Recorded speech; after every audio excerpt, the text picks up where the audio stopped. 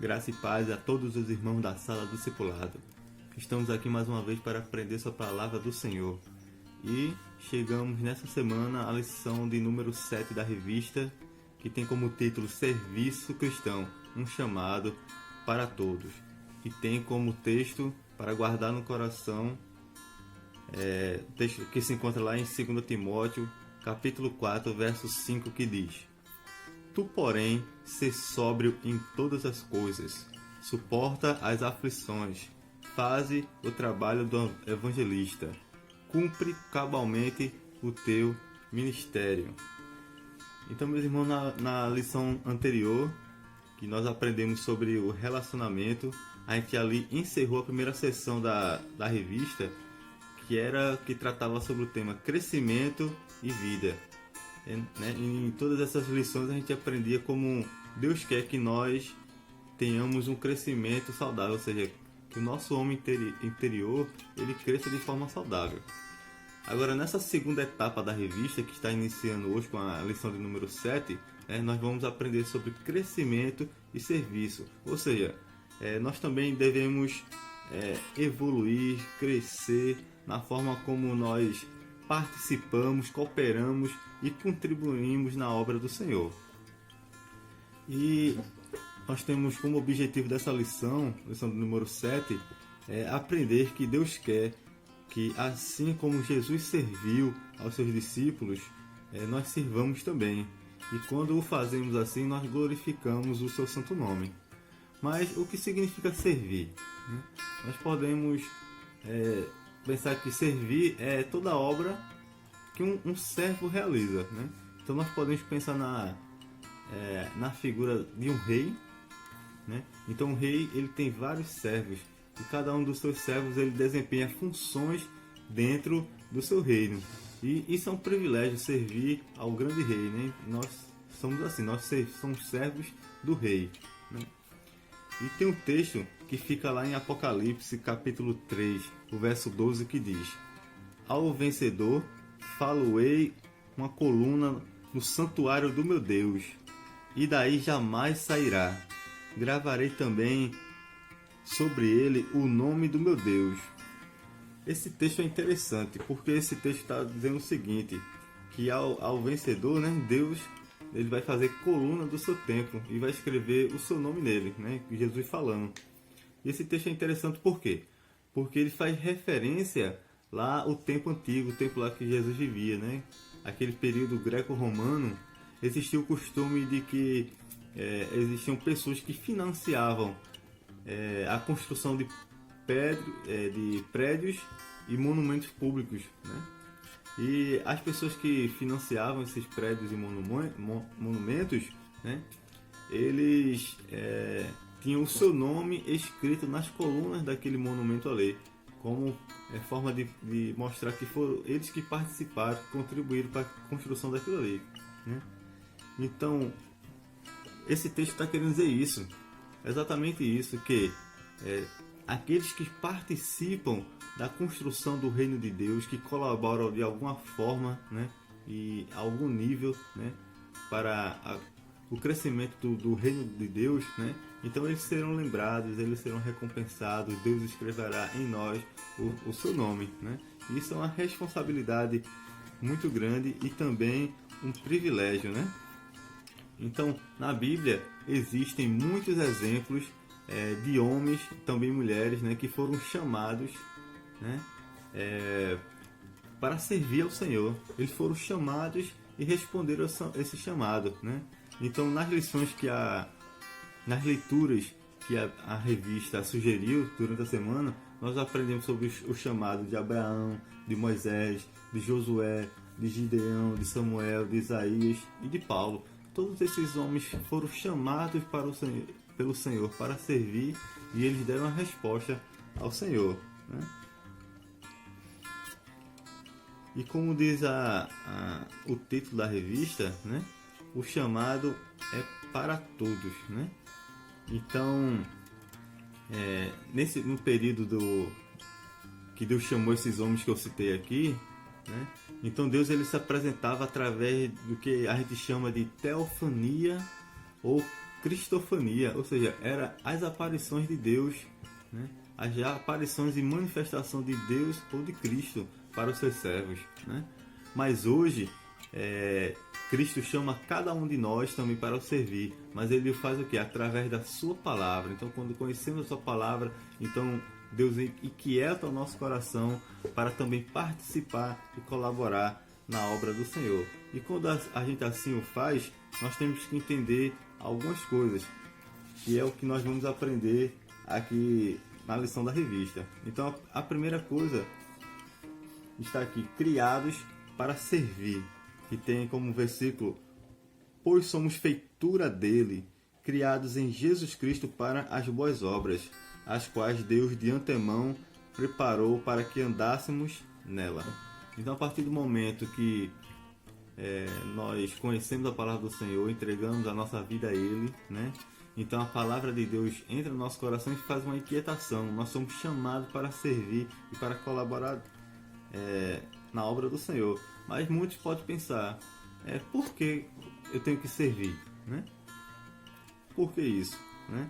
Então, primeiramente, nós temos que servir porque nós fomos criados para isso, né? Como diz o versículo: criado em Jesus para as boas obras, o quais Deus de antemão criou para que andássemos nela, né? Então, o próprio Deus, Ele criou as boas obras, né? Para que nós andássemos por ela. E como diz lá em Tiago, não basta apenas dizer que tem fé, né? Se você também não tiver as obras. Então, a nossa fé, a nossa crença, ele deve nos levar a realizar todas essas obras, né? E nos impulsionar, né? Claro que é uma questão de crescimento, de maturidade, né? A cada dia é um degrau que nós temos que subir, né? Mas o fato é que nós temos que compreender isso, que não é uma opção, mas simplesmente nós fomos criados para isso. Então, a nossa vida, ela ganha significado a partir do momento que nós entendemos que nós somos servos do Senhor e temos que desempenhar as funções determinadas por Ele, né? Então não adianta apenas falar, nós temos que fazer em alguma medida também as obras que o Senhor determinou para nós. A segunda seção da revista diz que servir é uma forma de obediência, e tem como texto Gálatas capítulo 5, verso 13, que diz: porque vós, irmãos, fostes chamados à liberdade, porém não usei da liberdade para dar ocasião à carne. Sede antes servos um dos outros pelo amor, né? Então, quando não conhecíamos Jesus, nós éramos servos e escravos do pecado. Quando conhecemos a Cristo, Ele nos liberta, né? E nos torna seus servos, né? E nós podemos pegar o exemplo de Abraão, por exemplo, que quando Deus o chamou, Deus simplesmente disse: sai da tua casa, da tua terra, da tua parentela e vai para um lugar que eu vou te mostrar, né? Abraão imediatamente obedeceu e cumpriu, né, a ordem do Senhor. Moisés, né, que se encontra em Êxodo capítulo 3, do 1 ao 10, né?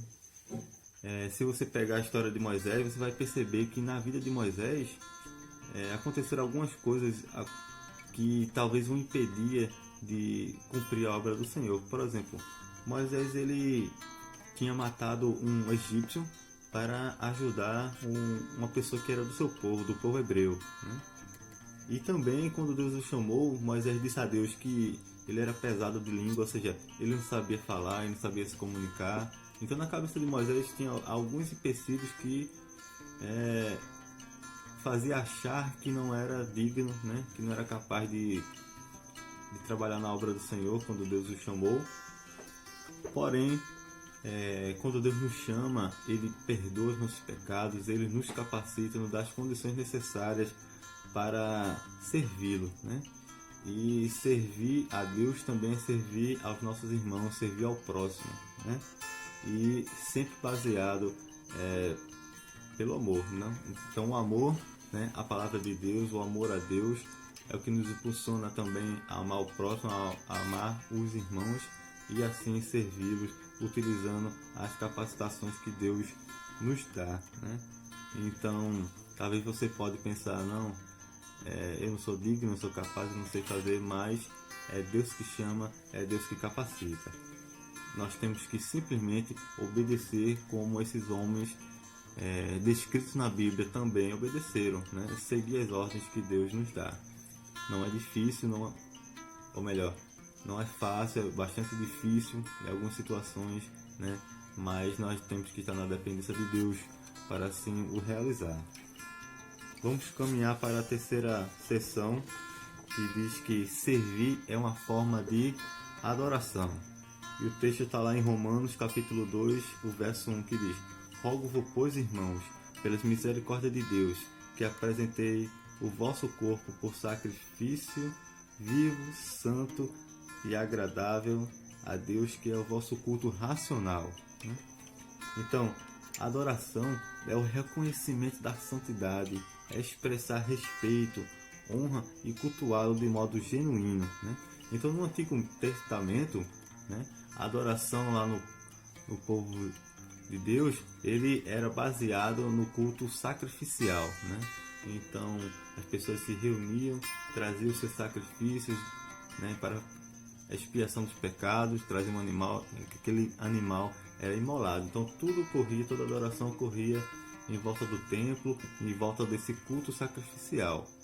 Porém, o último sacrifício que ocorreu foi o sacrifício de Jesus Cristo na cruz do Calvário. Então não é necessário mais sacrificar animais, bodes, ovelhas, né?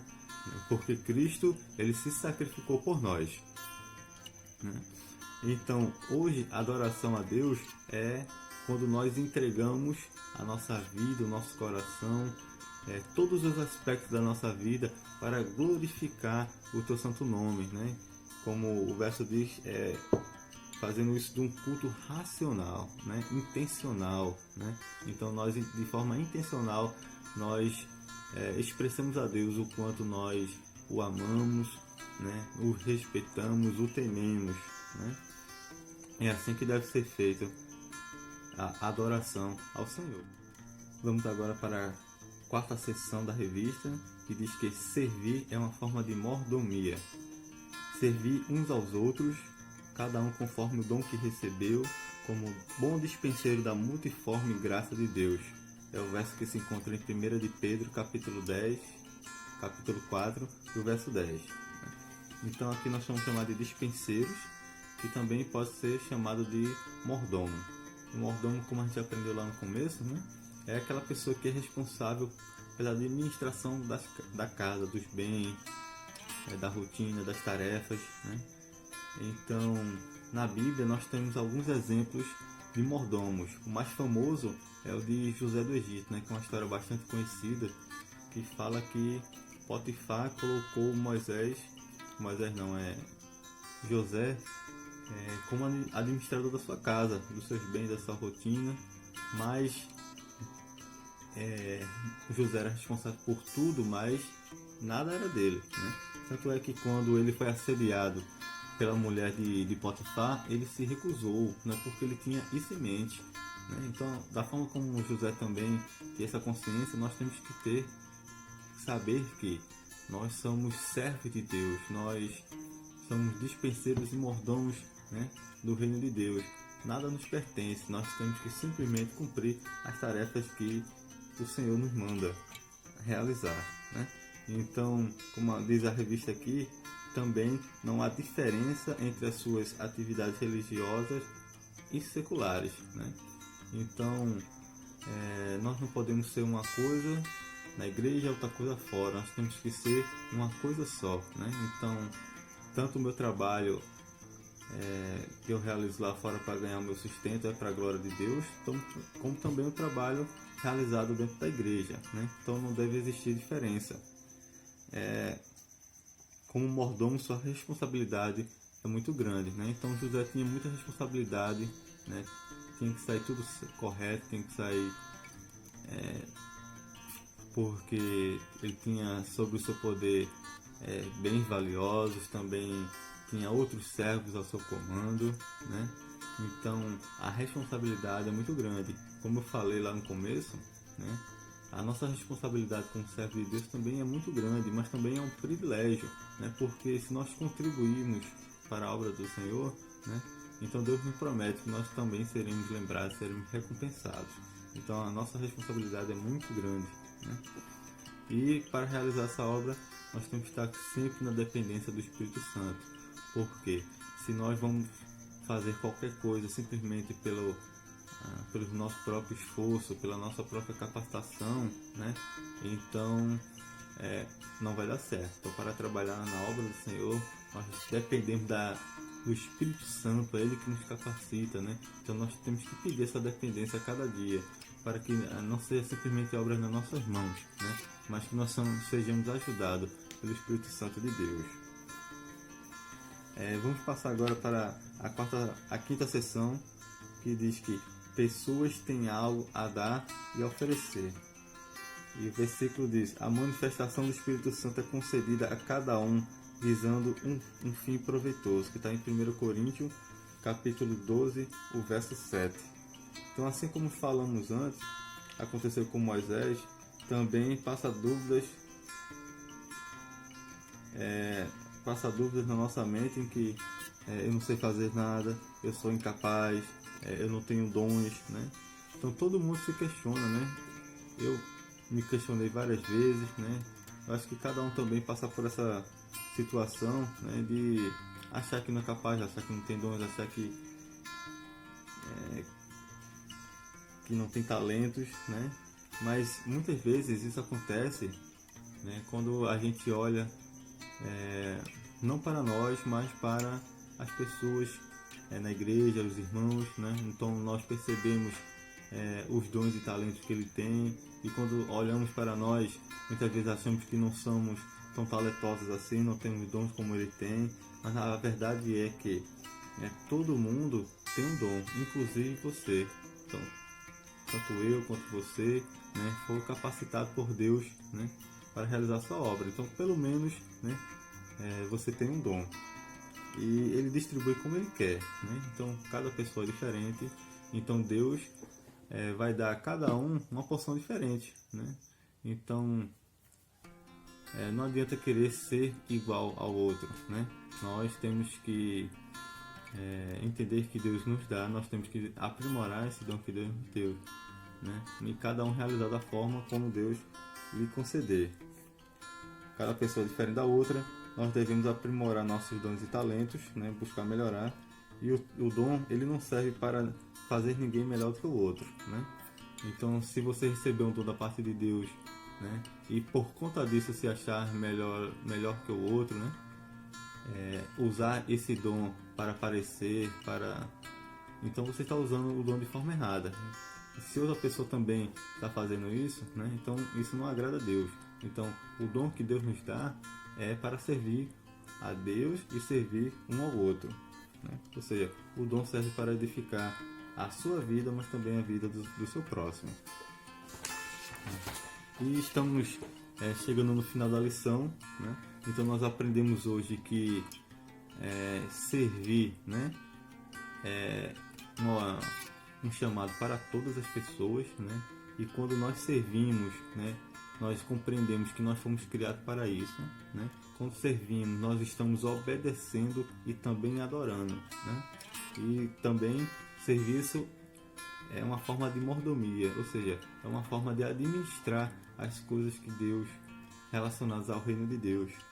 E nós também aprendemos que cada pessoa tem algo a dar e a oferecer, ou seja, você não é inútil, você não é totalmente incapaz, né? Então Deus é quem chama, Deus é quem vai lhe dar a capacitação para realizar a sua obra. Então nunca diga que não é capaz, nunca diga que você não consegue, porque quem dá os dons e o talento, que dá a capacidade necessária é o Senhor. Então nós temos que simplesmente nos dispor, né? E Deus assim ele vai nos usar.